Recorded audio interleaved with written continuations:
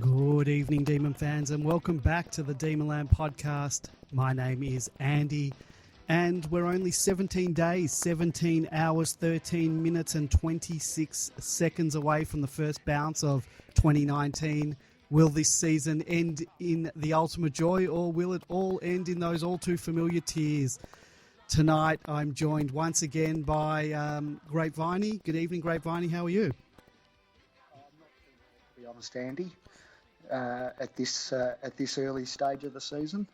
Yeah, you're not shook up by a loss early on in the pre-season competition? Well, first I see that we've lost our chat room for the moment, so we have. That's a little bit disorienting. But look, we were told that our brand of footy would stand up to finals pressure, and we saw a bit of that last year. But what we weren't told was that it doesn't stand up to JLT pressure. No. And hopefully the club is investigating the disgraceful loss on the weekend. Well, at the time I was a little bit upset. I'm so used to winning. Forget what happened in the preliminary final, but that winning culture started to come back, and and I thought we're just going to win. Are you getting over your MFCSS, are you? Because you're quite a sufferer. I'm dyed-in-the-wool MFCSS, but this year I'm quite bullish this year. But maybe it's just because I haven't, the bubble hasn't burst yet. I haven't been been dropped back to earth yet. Now, you mentioned a moment ago that our chat room isn't working. We did the forum had a software update the other day, and it seems to have broken the chat room. I don't know why. So if you do want to communicate with us, there is a thread dedicated to the podcast, to the announcement of there being a podcast. If you want to ask a question, make a comment, make it in that thread for the moment, and we'll see how we go with that. If you want to join us tonight, we will be joined a bit later on by Super Mercado. He did forget that. It's my fault. I didn't actually confirm with him that we were good to go, but that's all right. He said he may join us at 9 o'clock in half an hour. If you would like to join our program tonight to discuss any of the topics that we talk about, you can give us a call 0390163666, or you can Skype us at Demonland31. As I said, if you want to chat with us, go to the thread on Demonland. You should be able to find it quite easily. If you're listening to this later on at your leisure via SoundCloud on demonland.com or via iTunes or an Android podcasting app, be sure to subscribe to the show to receive updates, or else the cops that you can hear in the background will take you away. Don't forget to leave us a favourable review to help more people find us. If you follow us on Facebook, facebook.com/Demonland31, Twitter @Demonland, Instagram @Demonland31, YouTube, you can search for Demonland Podcast, and you can listen to the great interviews that we've conducted with current and past players and coaches. Or if you just love talking about the Ds, join us on demonland.com, and you can chat with other Demons fans all year round. Okay, with that out of the way, I guess, we had our first of the two JLT community games. I don't know what JLT means.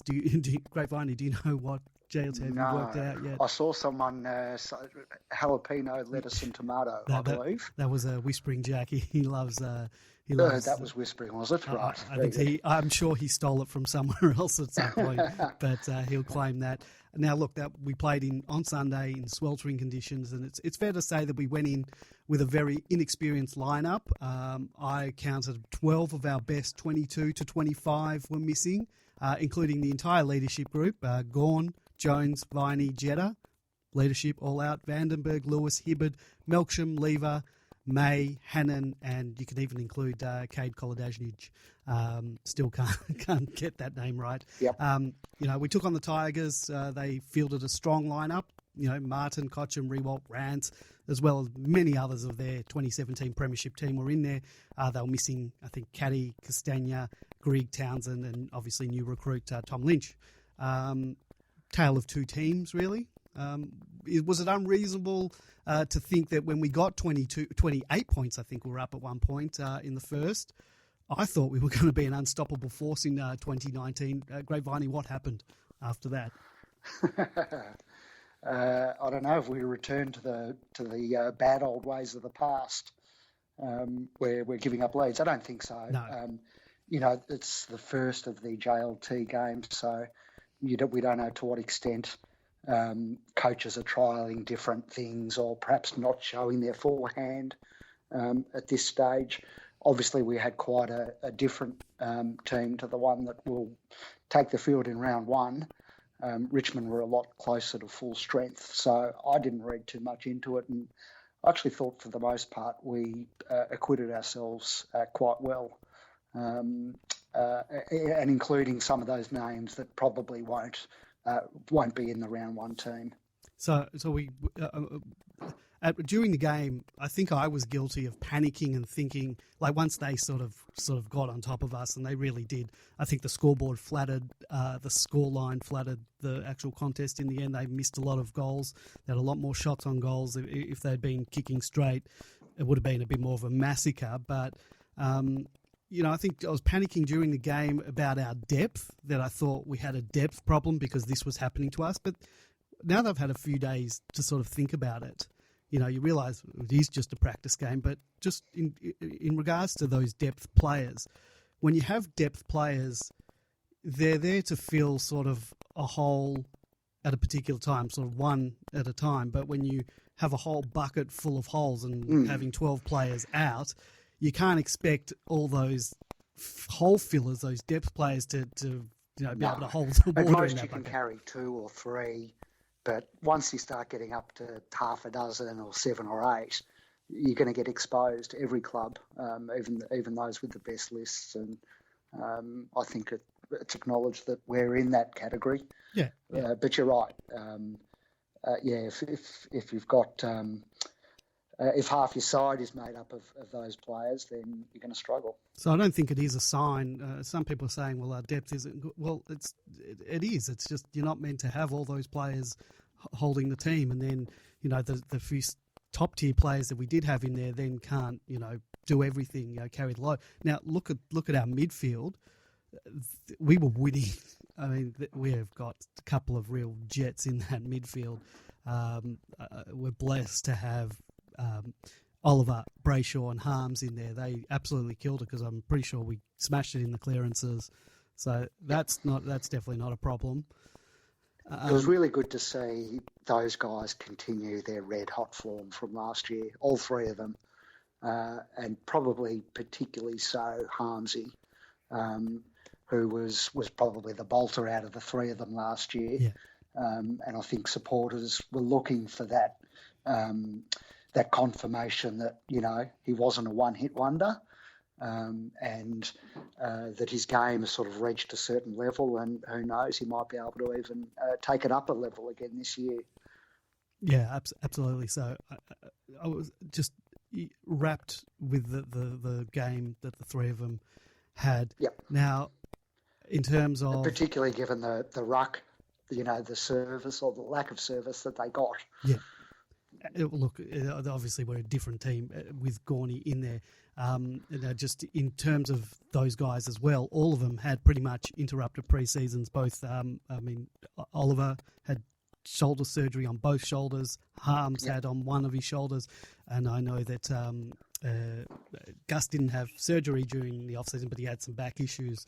So he had quite a chunk of that pre-season he was in the rehab group. So it's good to see those guys be able to step in with those interrupted pre-seasons and still without skipping a beat. Great to see. Someone made a point, I can't remember who it was or what thread it was in, it was a couple of weeks ago, that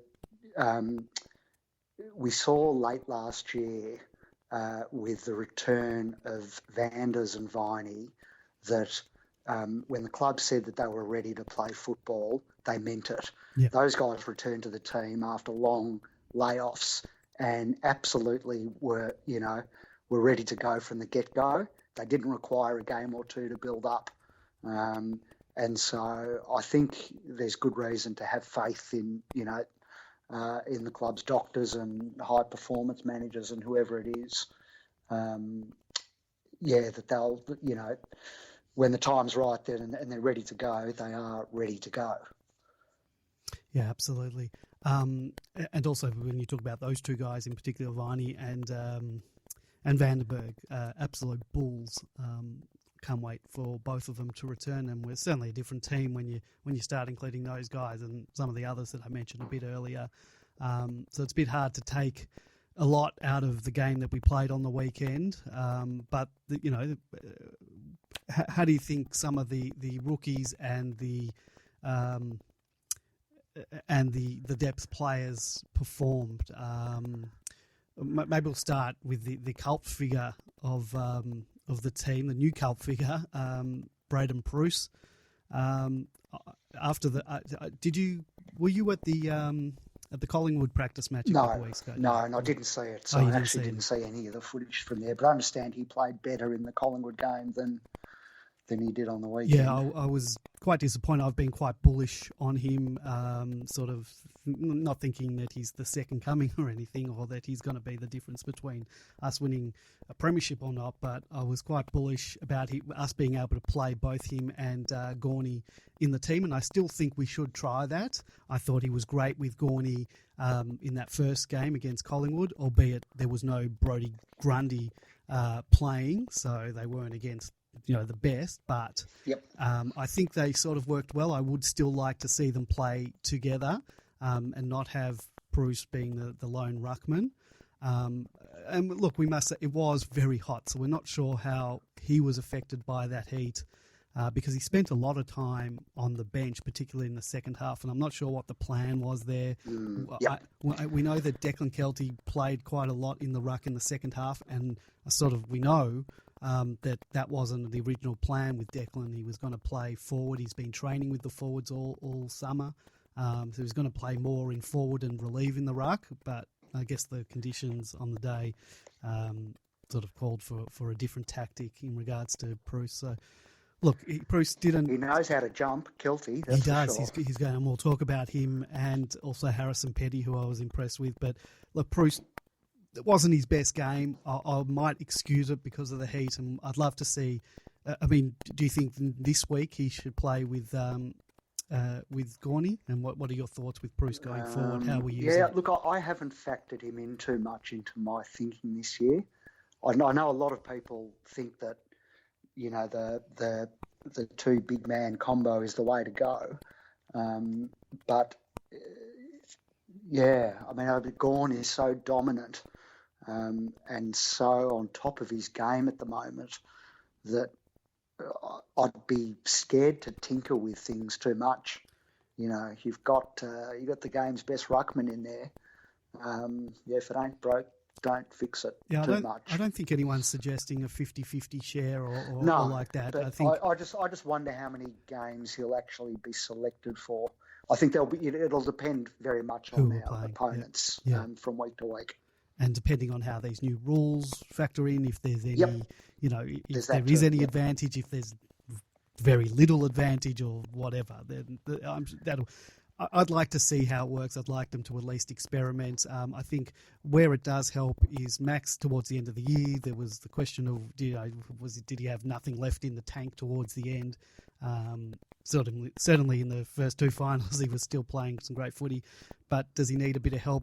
Does it mean if you've got Bruce and it means that either T-Mac or Weed doesn't have to leave their forward position to go in the ruck for those 5 minutes or 8 minutes during the quarter? Yeah. I'd like to have him try. There's the argument that there could be a need for him. I'd like to see it trialled, and I'm sure we will, and I'm sure he'll be in and out of the team. Look, even if he doesn't play a single game this year or a single minute, we needed backup for Max. So, in terms of an acquisition, he's always going to be an asset, even if he doesn't have to do a single thing. Yeah. And look, we don't have anyone else on the list who is a ruck. We've got that young Austin Bradkey on the list, but he's still a long, long way away from being even selected at Casey, I think. They've applied for permission to him for him to play under 18s, I think, haven't they? Yeah, they have. But then we unearthed someone who wasn't initially, I don't think, definitely, I don't know how much Declan Kelty played in the ruck, but he showed that he can play in the ruck, and it'd be interesting to see how he gets used. I'd like to see how he goes, in another position. either in the forward or back line. Well, he's had experience forward, back now, and in the middle. So credit to the FD for sort of moving him around a bit and trying him out in different spots. And he's obviously retained his place on the list. So, but we didn't really get to see him this week in that in the forward or back position. So I'd like it.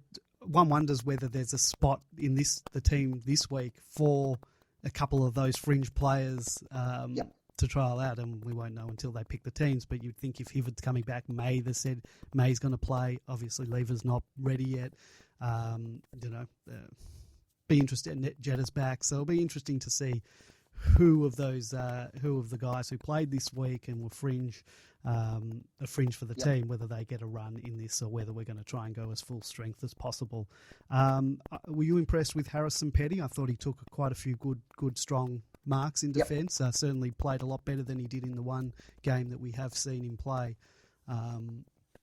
Looking good on him, because it was a horror game, that game against St Kilda, and he, the kind of stuff that keeps you up at night. But he's obviously put it behind him and moved on, and that's what good players do. So, like Kelty, there's just promise there, and particularly now, it looks like Jake Lever's not going to be back until for a while, well into the year.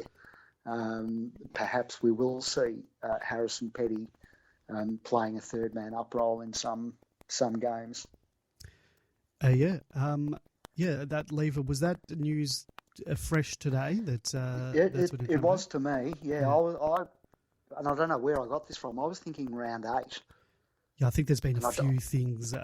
People a few months ago. I don't know were whether thinking, that's people did he do it in round 8 last year? 7. And people round 7, right? So they were just sort of taking a year. But but wasn't there? There was those people who had heard him say that he wants to play round 1, back for round one. But we thought, all right, he's not going to be back for round 1. And then there were a few people saying round 3, round 5, and now it's around 7, round 8, and it's blown out to round 10 or 11, or maybe it's 3 to 4 months from now. Still a fair way away. So, but once he's back, I'm sure he'll be ready to go, and that's a great addition to get back into our team. But that means there's a position up for grabs in the meantime, and guys like Petty, hopefully will take that opportunity with both hands. I just wonder, if you remember last year, it took quite a few weeks for Jake Lever to settle into the back line. Yep. And remember, we were a bit all at sea in those first few weeks as they got to know each other and play with each other. And I wonder whether that's going to happen again this year with May, and then whether things then get disorganised again when Lever returns and has like a second adjustment period. So I just wonder about that disruption We've got a to the back line. We've got a call coming in. Usually I have that channel down, but good evening. You are on the air. Hello? We might, what that could have been. We often, on that number, get spam calls, as most mobile phones and numbers get.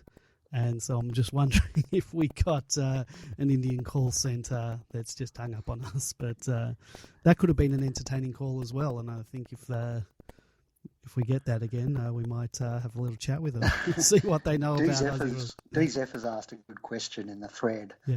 What do people think of Joel Smith playing forward in the first 2 practice games, and has he shown enough?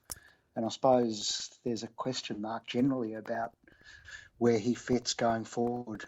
Is it forward, back, or a combination of both? I'm happy to try. And can you see him getting a game in the 22, or is he outside? Well, I'm happy for him to play forward. He certainly goes for those and jumps for those marks. He's not taking them, though, at the moment. He's flying for them, and I think he's got the ability. I think there's room for him in the forward line, and I probably would like to. Who's he going to keep out of Hannon? Well, Hannon's going to be out. Neil Bullen? Hannon's going to be out for a while now, obviously with his knee. But they're not. Him and Neil Bullen aren't the same type of player. And there's the question: if we're going to have you've got McDonald and Wiedemann, Melksham's in there. Melksham's definitely in there, but Melksham's still probably going to be in there a fair bit of the time. Yeah. And one of the smalls, whether it's Spargo or Garlett, who's also injured now. You've got to have some smalls. He's not a small. He's not a tall, but Nibbler and Spargo are likely to start. Who's he going to end up knocking out to get into that forward line? And to get in, he's got to put the runs on the board. So if he plays this week, he's got to be kicking goals to justify his spot there. I like him. I think I've got a lot of time for him. I'd like to see him succeed. I think probably better forward than a back. But we'll see. I think there is room for him, but he's got to earn it. But then again, Nibbler, I wasn't impressed with Nibbler's game this weekend. He wasn't doing the things that he normally does. Yeah, my criticism of Nibbler is that he's not a good user of the ball, and that if he was able to improve his disposal, he'd be so much more valuable to the team. So, look, his defensive work is almost enough to get him a game alone. But if he could get more value out of his offensive work, then he'd be a much better player. I suppose that's a bit obvious, isn't it? Yeah, definitely. What Do We Sing has asked a good question as well in the makeshift chat room that we've got going. Does Lever play in round 17 and 19 at Marvel Stadium? That's when we play the Bulldogs and St Kilda, respectively. Now, he did his injury at Marvel Stadium against the Bulldogs. Do you not play a player out of ground that they did their knee, or is that just is that silly thinking? I mean, you can do these things anywhere. What if a player does his knee on the G and then we make the grand final? What happens then? we play a lot of our games at the G. So, I think you have to play him. Unless there's real question on the quality of the surface, then maybe you think about it if you're only playing a couple of games. Or we usually only play one. We used to play quite a lot there in years past, but I think how many times we played there twice? I think 2 or 3 times last year, 2 times this year. Interesting. Anyone else that you want to talk about from this particular game? I liked Hunt in the first quarter.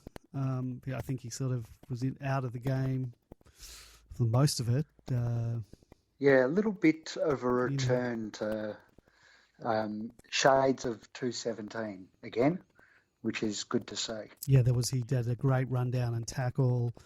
I liked his game in the Collingwood game. So I think they'll persist with him, and hopefully he's got that 2017 back.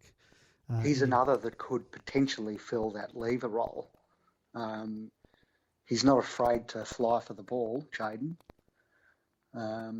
Is his timing as good? Probably not, but it's going to be interesting to see where and if he fits in early on.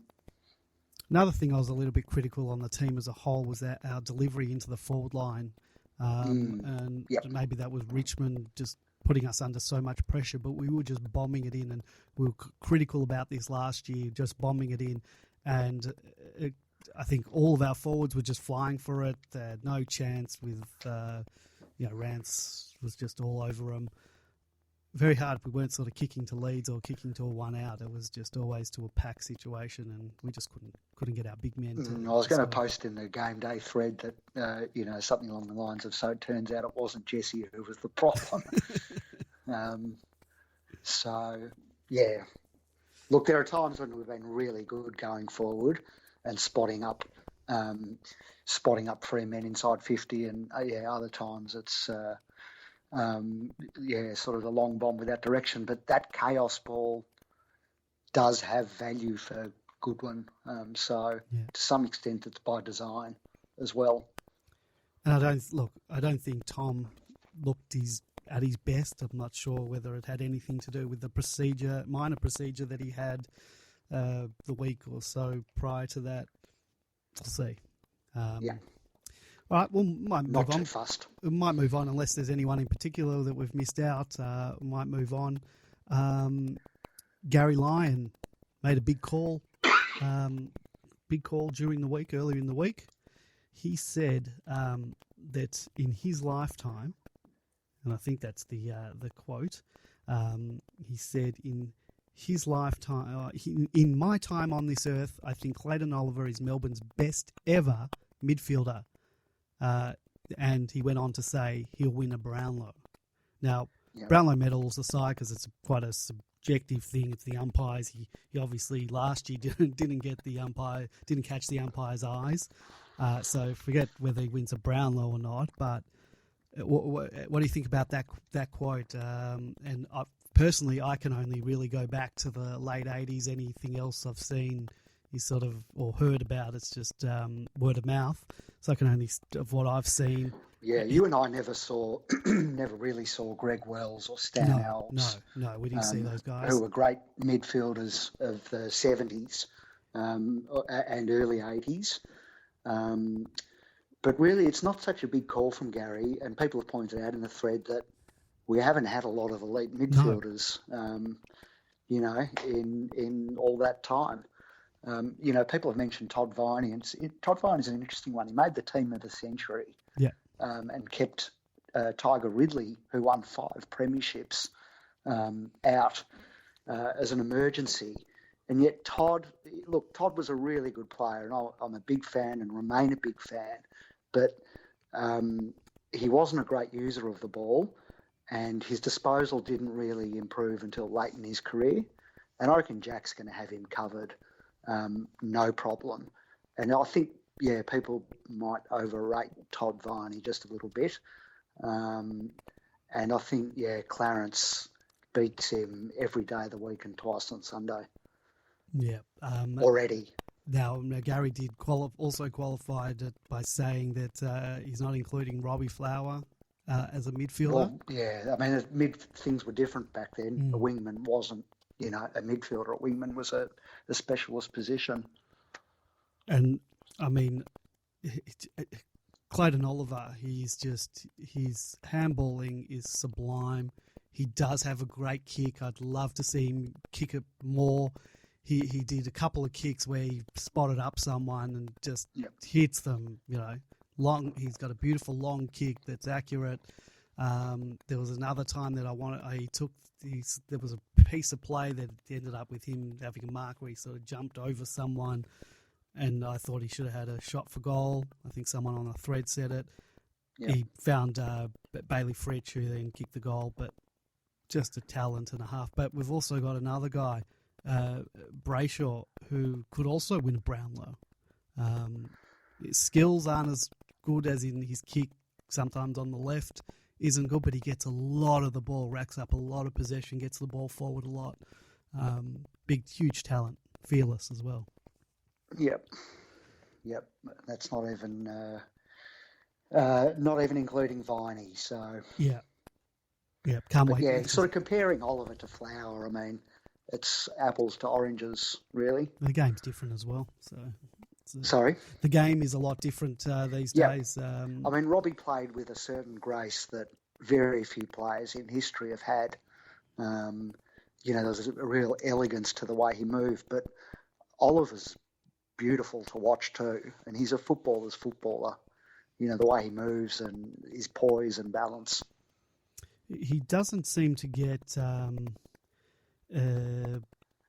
He doesn't seem to get the respect from the wider community. I'm not talking about the respect from the commentators or anything like that, but just the footy community in general. And we've got another call coming back. I just don't think he gets it. I see a lot of things on social media. But we'll take this call. Good evening, you're on the air. Who am I talking to?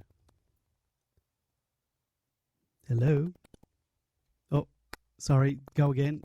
Who are we talking to? It's It's Super Mercado here. I want to know if this is where I sell my grand final tickets after one practice match loss. Yes, you certainly can. How much are you willing to sell them for? Oh no, actually, to be honest, I think I'll stand on them. I think yesterday was when I watched it. I think Sunday was a reasonable hit out. To be honest, no one likes losing. Our perfect season is gone. But in general, I don't think it was anything to put the head in the oven about. I think it was a reasonable hit out. Now, can I ask, when you watched the game, did you know the results of the game, or had you gone in a full media blackout at that point? I went in 100% media blackout. I managed to make it all the way until about 9:45 Monday morning before I finally sat down to watch it, knowing absolutely nothing, which was I was pretty happy with that. Couple of times, as a reflex on Sunday, I pulled out my phone and opened Twitter and panicked and killed it straight away. Earlier in the day, I'd blown at least the quarter-time score of the AFLW game by doing that and seeing something about we're level and going, how is that happening? But the main event, I was completely dark on it, which led me to, in the last few minutes, scrambling to try and find if we'd ever drawn a practice game before. There was, I was sort of, towards the end, I was sort of hoping that we could sneak a draw out of the game, but wasn't to be. We failed to get a share of the 0 points. Well, do you get 2 points? Is there a ladder? That's what I want to know. We're 12th, I believe. Yeah, Whispering Jack was keeping a running tally going. 12th without a win. Did they used to award, once they ditched the knockout competition aspect, and Super Mercado, you'll be able to answer this, did they have some type of award for the team that finished on top after they got rid of the knockout format? Or am I dreaming? There was a couple of years where you just played the games and the top teams were... they got nothing, but there was some kind of ladder. Because I remember we ended up in like a three-way tie with Fremantle and Collingwood, I think, one year. I'm going to say Roos's second year as the best teams of the NAB Cup, the JLT or whatever it was called then. That was the year Eddie Maguire came up with his ridiculous suggestion that the team that wins the pre-season should get a bye to the finals. What? Or a bye into the finals. So you would play the entire year.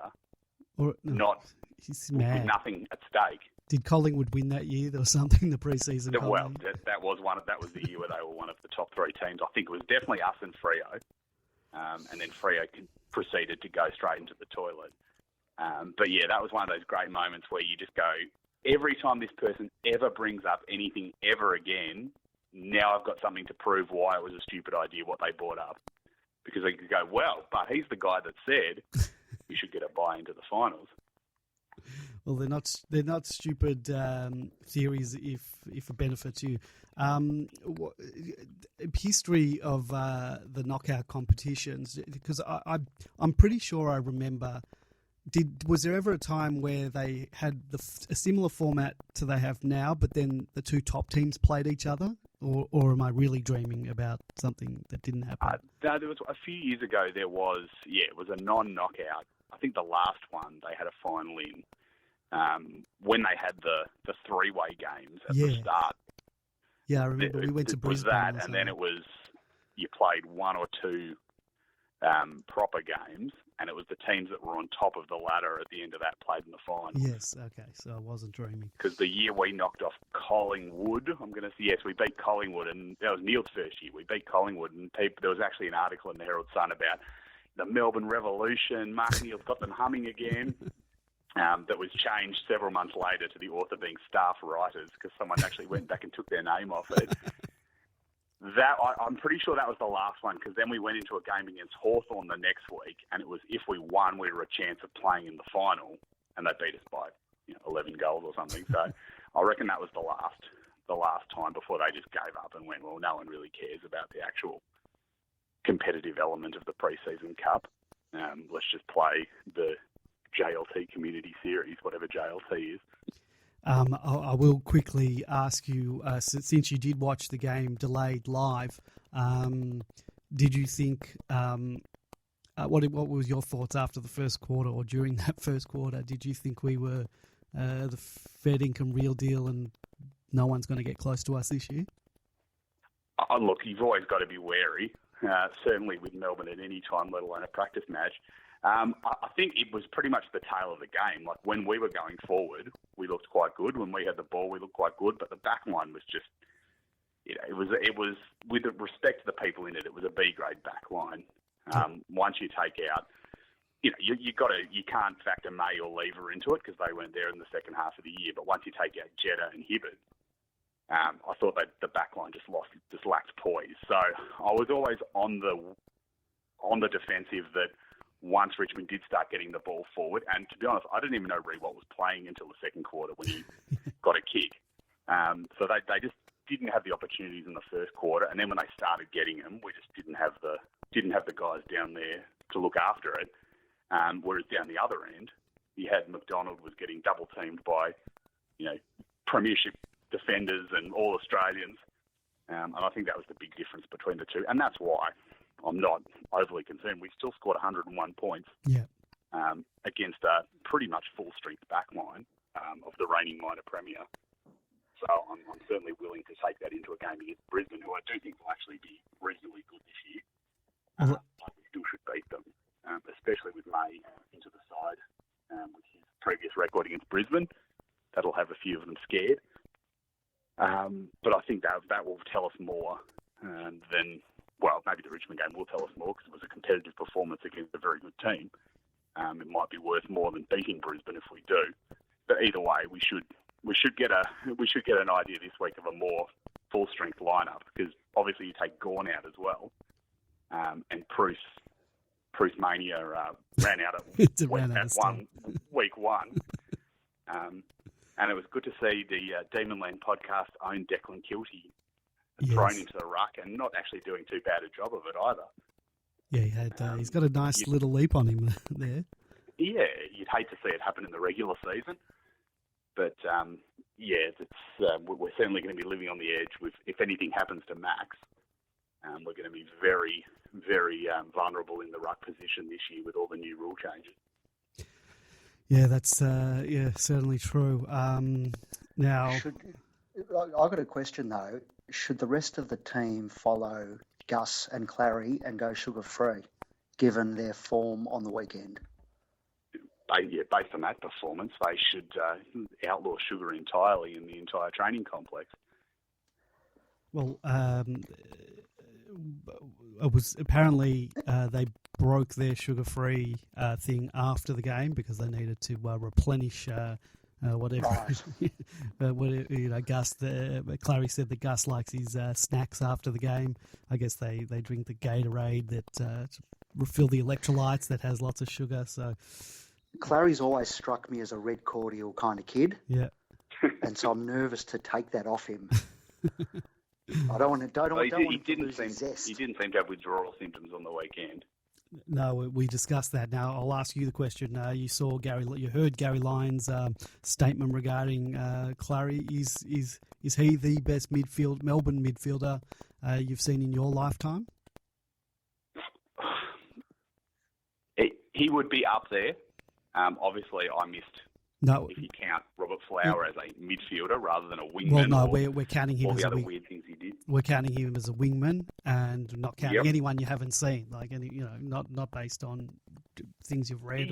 Of my supporting lifetime. I can't remember anyone who got so much of the ball and also seemed to have like a sixth sense of what to do with it, like including the one where he was picked up in the air and he kind of managed to swing himself around while being picked up in the air and find someone with a handball.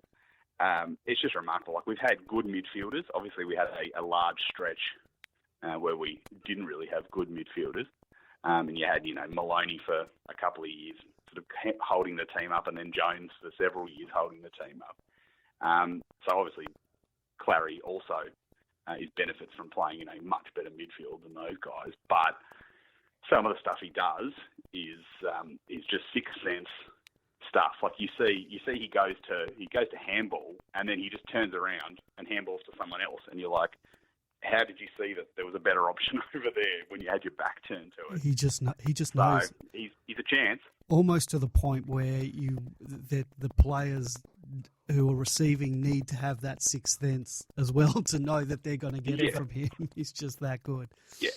And whether that's a case of, coaching and sort of set plays and stuff like that, that people are just in the right place where they're supposed to be, or whether he does actually have secret powers. Either way, he looks bloody good.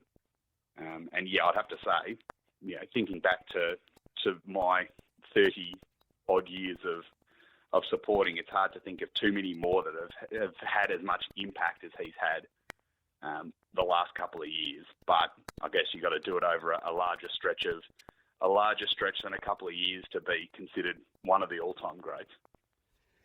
Yeah, that's true. All right, we'll move on from that. Christian Salem is poised to sign on. It's good we're locking away these guys as the. It's almost become a non-story, hasn't it? Demon Young Gun extends contract.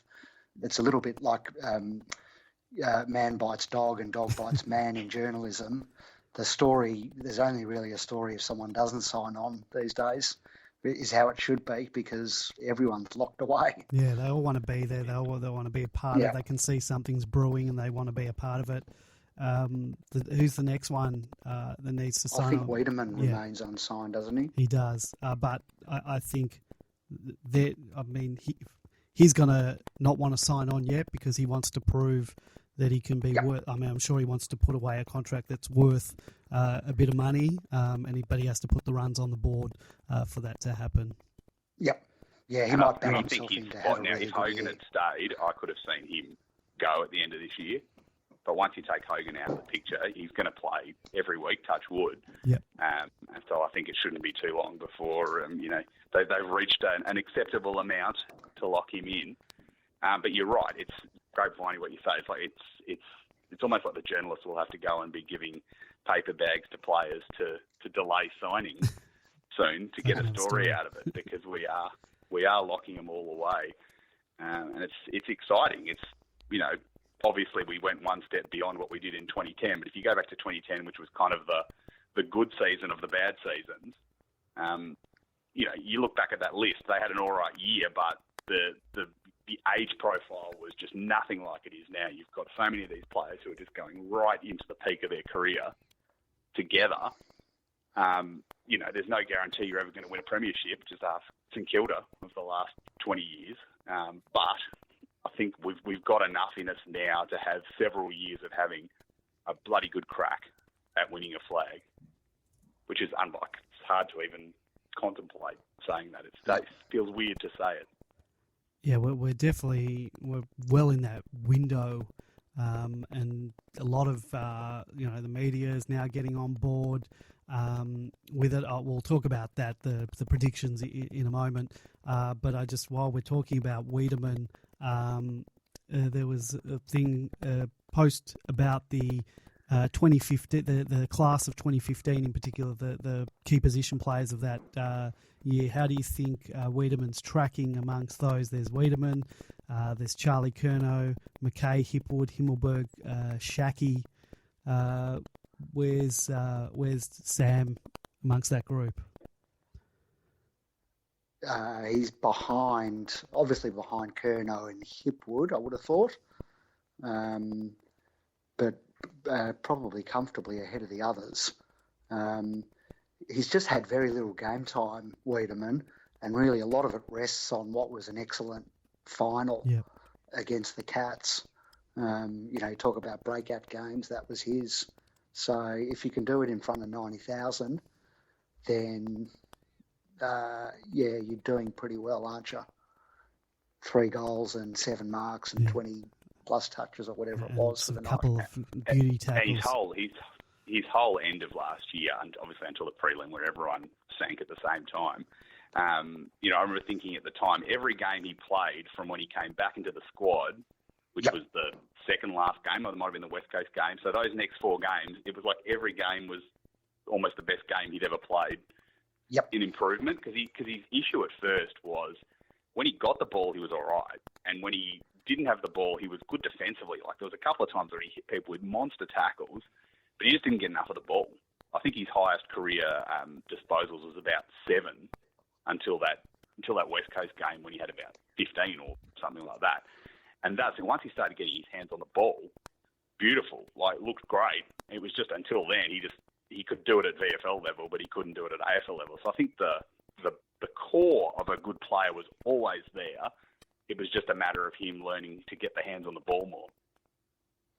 It's funny, isn't it? You see in a few of the threads, there's a bit of revisionist history being rewritten. R.E. Hogan and people, I'm starting to wonder why anyone bothered drafting Jesse Hogan in the first place. He's such an ordinary player, barely make any list, according to some Demonlanders. But I would never get into Jesse bashing, but I'm a big Sam Wiedemann fan, and one thing I do love about Wiedemann is that, like most big forwards, he can go back and kick from outside 50 and kick well. And I think that's probably one of the few limitations on Jesse. He does have. Well, and I think one of the things don't want to get into Jesse either, because I think he was a solid player and will keep being a solid player. But I also think Wiedemann offers more in the way of overhead marking. That was one thing I was always frustrated with Hogan. He always seemed to want the ball kicked over the back. He didn't want to overhead mark, whereas I think you get that with Wiedemann, and he didn't want to sort of lead as much, and you get that with McDonald. So I think it's a better mix of a forward line with those two, and then obviously all the other people who are going to float through there as well. Because you weren't here earlier, Super Mikado, your thoughts on Bruce? Did you see him play against Collingwood? I did, yes. I had him as second best on ground against Collingwood. Pretty poor on the weekend. I did like when he picked up Dylan Grimes and just threw him. It was a beautiful gif. which was good, because Dylan Grimes was dressed as Rey Mysterio Jr., so it did kind of make sense that he should be copying wrestling moves in the middle of the game. But other than that, pretty poor. But look, I tended to agree somewhat with the commentary of, like, why wouldn't you just play him in the second half? So they must have been very unhappy if they were not only not playing him for large stretches of the game, but like deliberately sitting him down when it couldn't have been a fitness issue, like at the start of the last quarter. Yeah. They must have been reasonably unhappy. There was one, I think it was a ball up or a throw in where he didn't even get to it. He didn't even make it into the camera range before the ball in. So you reckon I don't that think any of us ever expected him to be the number one ruckman, but we are living on the edge of danger if anything happens to Gawn. So do you think that was a deliberate move to keep him off? Was a disciplinary move? I don't know if I'd say disciplinary, but maybe just making a statement to him that it's not as easy as it looked first up when you had Gawn to play off. Because again, touch wood, if something happens to Gawn, you got Bruce. You've apparently got Kilty. Wiedemann was the sort of second ruck this time in the first half. Like, we can't be relying on that. And then we lose Wiedemann. Would almost have gone back and got bloody Jake Spencer as a rookie and parked him on the rookie list just as a backup to have a second ruckman somewhere in the team. Because realistically, I'm trying to even think to the rookie list. We don't have a second ruckman because they delisted Filipovic and King. So there's no kid ruckman coming through. Well, we do. It's Bruce and Gawn are the big blokes. After that, we've got Austin Bradkey, who's still. Yeah, but green is grass, so you're not going to. He'll be lucky to be playing. I guess there is no VFL reserves now, but he'll be lucky to be playing VFL seniors because we've got good depth for the first half of the year. So, given the circumstances of this year, when we seem to have seen a bit into the future of getting the second ruckman, knowing that it's going to be a two ruckman game, but then we didn't go out and get a mature ruckman. And I know the name Jake Spencer trips people's, makes people angry, but any second ruckman, you look back 10 years ago when Ben Hudson was just doing a tour of the league, on rookie lists, or your Jonathan Giles. You had that era of people where there was just people just grabbing second ruckman and putting him on the rookie list just in case. I think we're left very vulnerable this year, and on the weekend, it says to me Bruce is not going to be, at the moment, an effective number one ruckman all day like Gawn can be and has been for the last couple of years.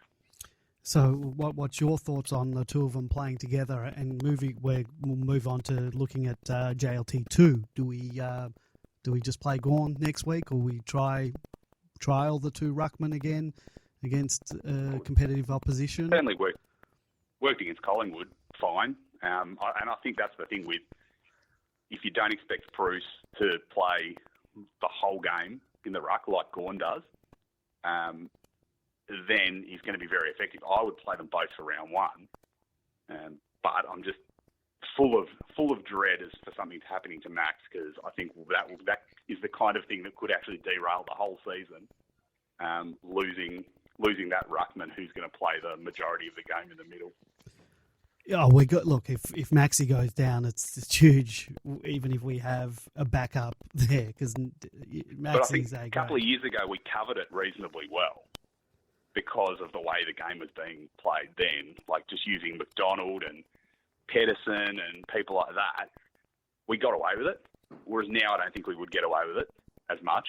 I think it would leave us vulnerable. We've still got the good midfield that we would hopefully rely on, that even if we had to play Charlie Spargo in the ruck, that you're going to have those midfielders there who can hopefully stop the ball from just going ping straight into the opposition forward line. But you're going to lose that everything that Gawn brings with the beautiful taps and, around the ground. There was at least one goal on the weekend that was from a boundary throw-in where I think Kilty was in the ruck, and he just, because it's not what he does, the other bloke just grabbed it and kicked the goal. Yeah. And so you can do that this year as well. It worries me, but I would definitely play them both in the same team. This week going into JLT 2, obviously we've got a lot of big names coming back.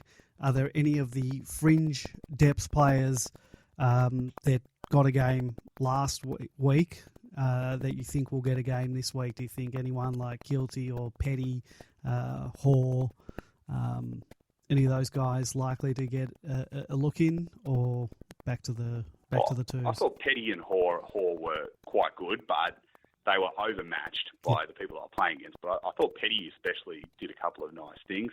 The one I'd like to see play a full game is Maynard. He didn't play much. Still not sure if that's going to be a long-term thing, especially considering he's about 27, 28 years old now. But he did have that season a couple of years ago. His first, when he played one game in his rookie year, but he smashed the VFL that year. So I would like to see him. I wouldn't have him in the round one team by any stretch of the imagination, but I would like to see him get 4 quarters in this game. And look, I think Kilty battled really well, given an unusual role to play. But I don't see, if you've got May coming back in, and if you do play Gawn and Bruce together, maybe they give Bruce a rest after playing the two practice games. But yeah, I would certainly, and that would be fine, because you've got to keep them fresh for round one. But that's the only reason I could probably see Kilty getting a run. Grapevine, anyone you expect? No, I imagine Goodwin's going to select the strongest side possible, looking towards round one. The side that he expects to take into round one, I guess. Yeah, I agree, but you get that extra couple of players because it's the pre-season. You can throw a couple of randoms in the mix as well. Yeah, and that's even if Maynard only plays another half or something, then I would just like to see. I do think there's something about him. Like I said, I don't think he's ever going to be like an instant choice first choice player, but I think he's going to be a handy depth player. Yeah, I agree. How comfortable were you guys with the Herald Sun predictions that came out the other week? They had a whole lot of journos list their top 8, their premiers, their wooden spoons, their Brownlows, Colemans, their rising stars. Now, the wash-up of it all, we had 6 people picking us for first. We had 9 people picking us as the premiers. One picked Max for Brownlow, one picked Oliver for Brownlow, one had Tom McDonald for the Coleman. The Coleman, Kingy, I think. And predictably, Mick Malthouse was the only one to predict us missing out on the 8. And if you have a look at Mick's 2018 and 2017 predictions, that's the best prediction there is there because he didn't get anything right in those 2 years. So I would love him to make us miss in the 8 every single year. I was annoyed with the Herald Sun lift out because I actually got an early copy of it off a friend that works there, and I didn't get a chance to look at it for a couple of days, and I thought I'm going to go through this and write up a big post on Demonland, and then by the time I jumped on the computer, it had obviously come out in the meantime, and somebody had beaten me to it. My desire to be the bearer of good news was foiled. Can you remember a time in your footballing life? Obviously, we weren't there for the 50s and 60s, but even being there in the late 80s, 90s when we were making finals, I've never seen Melbourne have 9 people out of 15 or whatever pick us for a premiership, or even for the 6 people picking us for. I've never seen this in my entire footballing life, and forget that we've had 10 years of shit. I've never seen that even when we were a half decent team. Possibly Phillies could have won the premiership. 2001, even then, everyone would have still been picking Essendon. Yeah, we were never to go back to back. We were never even there for the runners up. It's the same in the late 80s with Hawthorn. We were a good team, but that Hawthorn side was one of the best ever. But we were never picked for top 4, like we were, or we were just fringe top 4. Year. And this is the year to win a flag because Richmond are good, West Coast are good, but there's no Hawthorn 88, there's no Essendon 2000. It reminds me a lot of 04, where we were, of course, top of the ladder after about round 18 and then lost a lot after that. That was the year to win a flag because there was no outstanding team. If we'd beaten Essendon in that elimination final, I think we actually could have got an all right run into the finals. But that's the kind of year. Yeah, of course, winning it in a year that's highly competitive with super teams and all that would be great. But I think that the opportunity is there for any number of teams to win a flag this year. So as they say in the classics, why not us? Interestingly, in that Herald Sun lift out, no one tipped West Coast to go back to back. We had, I think there were 22 tipsters, and I think we had nine tipping us for the flag, and then the rest were divided between Richmond and Collingwood, but no love for the Eagles, interestingly. Yeah, I think, I noticed that got a run on the coverage as well when someone gave their top 4 and they didn't have West Coast in it, and one of the other people was outraged by that. But I don't think winning the flag just automatically gives you the right to be in the top 4 the next year. I mean, look at the Bulldogs. They won the flag, and good luck to them. But I don't think anyone thought that it was because it started from a position where they were one of the top 4 teams. They were a 6th or 7th team who got a ripper of a run through the finals. That doesn't automatically give them the right to be premiership contenders again the next year. And as it turned out, they were not. I think West Coast are up there. They're around the 4. They're around the top 4, but they're not an automatic top 2 team, let alone a top 4 team. Do you reckon this puts a lot of pressure on the playing group, or is it all just fugazi, as the coach likes to say? I think it's fugazi, and I like the fact that Goodwin came out with that last year because it shows that he's attuned to the possibility that it can be a problem. My bigger concern is, and I remember a coach saying this a few years ago, young players take a few years before they stop listening to outside influences. So family, friends, former coaches and former teammates. This coach said that in the first few years when they're playing AFL, players find it hard to drown out well-intentioned advice that might be counter to what the club's doing. So I just wonder whether, we've still got, our list is too young and perhaps needs one more season of maturity before it's really ripe.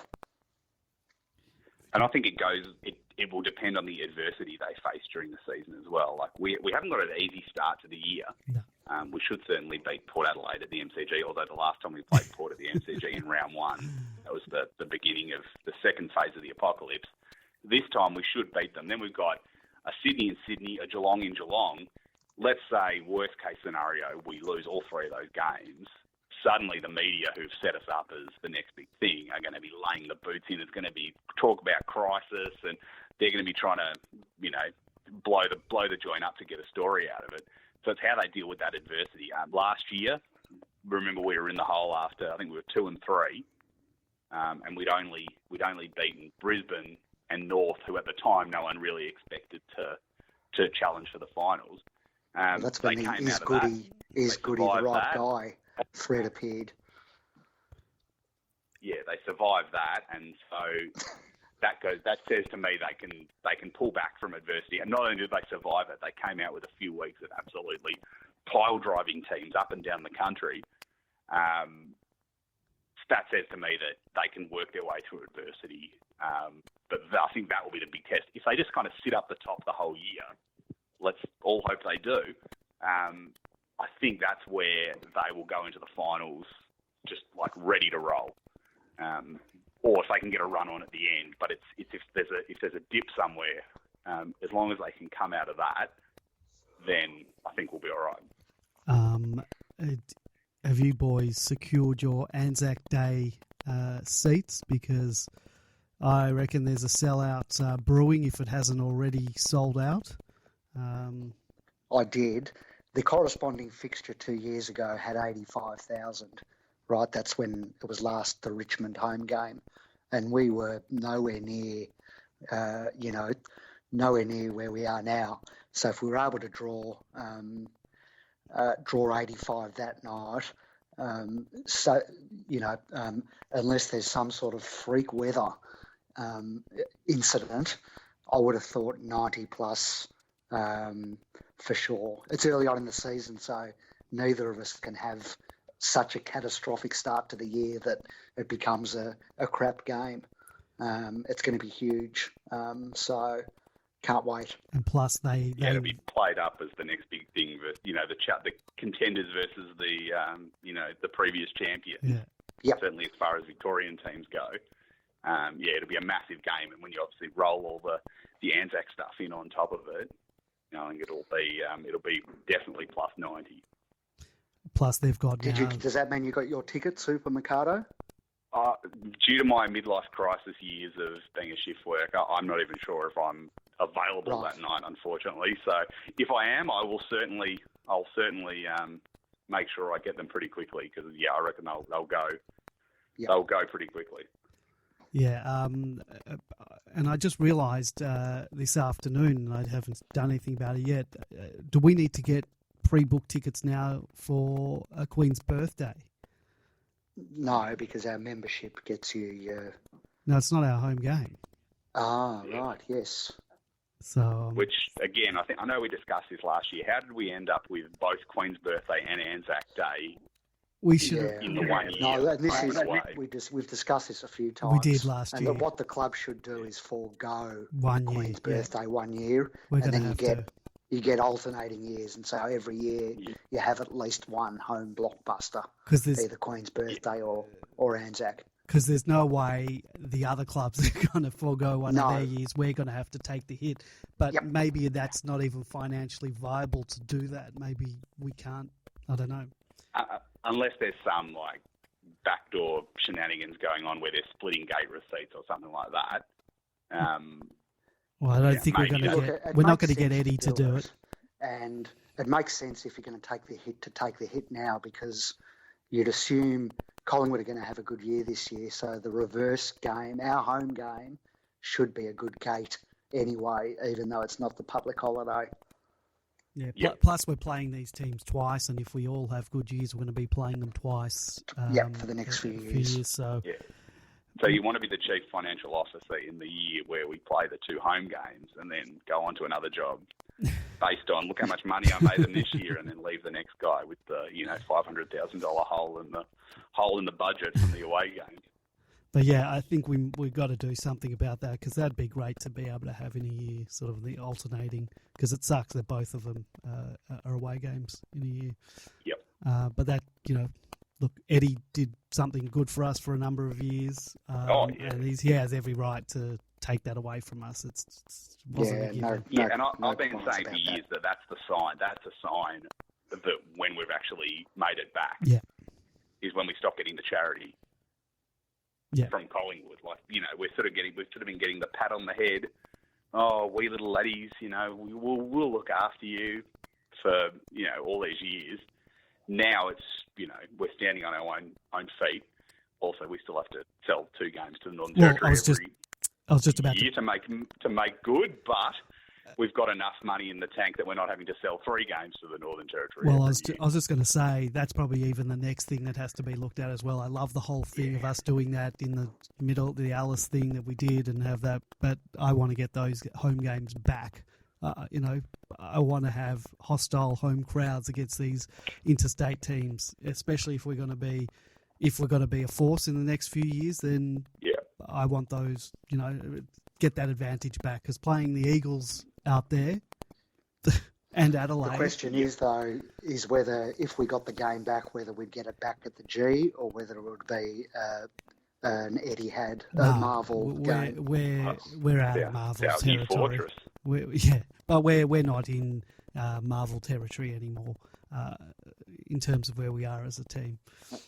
I know when this was raised last year, there was a suggestion that the contractual obligations for the G stuff are about full. Number of games being played there and having to share it amongst the Melbourne clubs.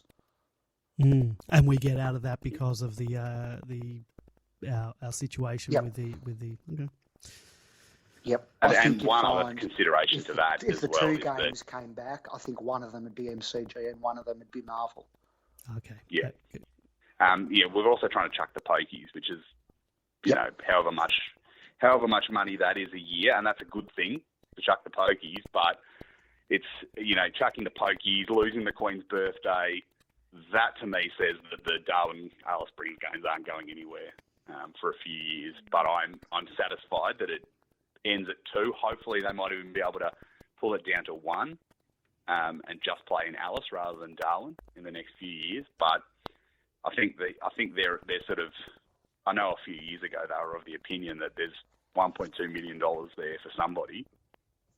It may as well be us, but that's when we were in deep financial trouble.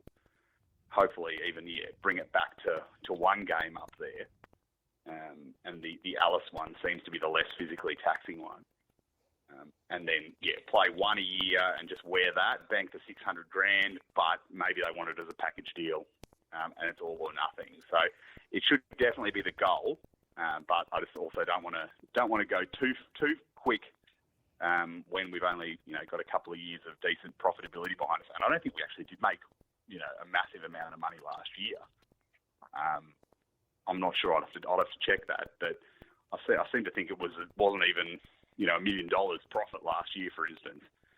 So if you take out the pokies money, it almost leaves us level to the card, even with getting the $1.2 million for the Northern Territory game. Food for thought. And I think lastly, are you in favour of a Twilight / night grand final, which is back on the agenda? No. In one word? Yeah, I'll have more than one word. No, but as long as we're in it, I don't really care. You should care. Yeah, I would much rather it in the day. And I'm worried. Unfortunately, that's where it's going. I've thought about this, and I'm worried that we're going to move to a night grand final, and Melbourne's going to be in the first night grand final, and we'll be 7 or 8 goals up at 3/4 time, and the lights will go out. And with it, our premiership hopes, and then we'll get rolled in the replay the following week. Now, I want the precedent of the practice match in Ballarat in about 2008 when the lights went out, and then a voice from somewhere on a speaker that was obviously being powered by an alternative source said, "Sorry, lights out, game's over, go home." And the Western Yes. Bulldogs got to keep their win in a meaningless practice game. So I'll be bringing that up in the court case. I like an old-fashioned sprinklers also going on. That's always a good one. I liked what somebody said in the thread about those the Twilight/Night Grand Final, that they're not in favour of it because if you win at night, there's not as much time to celebrate after the game. It's true. That's actually a reasonable point. Like, I know that has no impact on the AFL's decision making, but tell me you haven't pictured what it would be like after a grand final in the past. And, I know we haven't got that location that like Richmond does, but you look at the footage of when Richmond won and Swan Street was going mental, and back when Geelong won it the first time and the whole city was going mental, you would lose a bit of that, I think, with the night, because it'd be, kind of be like, yay, let's go and celebrate somewhere, but it wouldn't like set the town on fire like those wins did. It's like, I've got to go home. The last train's about to leave. Yeah. But either way, I'll be happy to meet you all on the Sunday morning to celebrate a flag if we win it. I'll be happy to meet you anytime, any place for the celebration. Where is the Melbourne meeting place? If we do happen to win, where is it for the Demons? Can we have our Jollymont Station complex up and running by then? We just hang out on the platform. Yeah, I think it'll have to be. Well, that's the thing. I mean, what are you going to do? Like, everyone back to the Bentley Club. Right? Like, got no pokies. See you there in 3 hours' time. I think it was the 1900 flag when they went and celebrated at one of the players' milk bars. They all got together and went to his milk bar and celebrated the premiership victory. Oh, I do love your newsreel facts. I do look forward to them on Twitter. Well, I did find one. I found one pre-season draw in about 1932 so far. So that was my afternoon, going through old practice match and exhibition match scores. Well, I'll ask you, what's the strangest exhibition story or something that you have found in your travels? We beat the Ballarat League. I think the score was about 190-2. Or 193 to 1 or something like that, the Ballarat League in, I think, the early 60s, I'm going to say. There's been the international games, the first couple where they played Geelong in Honolulu and San Francisco. And then, of course, those 80s games in far-flung places like Vancouver and Toronto and Portland, Oregon. The Blue Jays Stadium, Portland, I think we won the World Premiership there, actually. Exactly. So one senior, that and the two Foster's Cup wins are about the only thing we can claim. And look, there's quite a lot in the early days where they do play like leagues. They play in the tire leagues. They go in like the interstate week and play the Castlemaine League and thump them by 110 points and stuff like that. And a couple of really strange ones after the war where they played a game against. The game was combined bookmakers, and I think Ascot Vale Hotel was the opposition, and it was actually like an all-star team of VFL and VFA players who won. So we have lost a game to the combined bookmakers and Ascot Vale Hotel. Wow! In history. So yes, I'm just going through and actually creating a list on Demon Wiki where you'll be able to see all the non-competitive games. In one place rather than having to pick them off the individual year pages. So that will highlight a few of the massive wins and odd oppositions that we've played over the years. So how are you finding these? Are you just going through old things that are in around February, old newspapers in February, searching for basically what I do is I've got a search on Trove, which is the national archives of all the newspapers, that effectively just searches for the phrase anywhere where the words Melbourne and football come together. Yep. There'd be a lot of that. Every couple of months I'll pull that up and have all the new ones, and I'll go through and pick out the ones that aren't us. Obviously, because you get South Melbourne, Port Melbourne, North Melbourne, West Melbourne in the early 1900s.